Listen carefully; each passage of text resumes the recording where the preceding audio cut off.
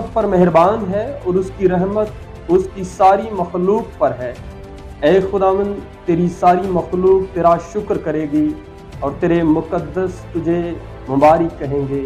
वो तेरी सल्तनत के जलाल का बयान और तेरी कुदरत का चर्चा करेंगे, ताकि बनी आदम पर उसकी कुदरत के कामों को और उसकी सल्तनत के जलाल की शान को जाहिर करें।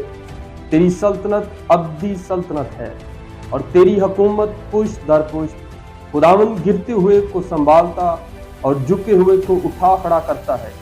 सबकी आंखें तुझ पर लगी हैं, तो उनको वक्त पर उनकी खुराक देता है।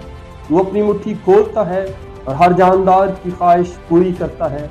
खुदावन अपनी सब राहों में सादिक और अपने सब कामों में रहीम है।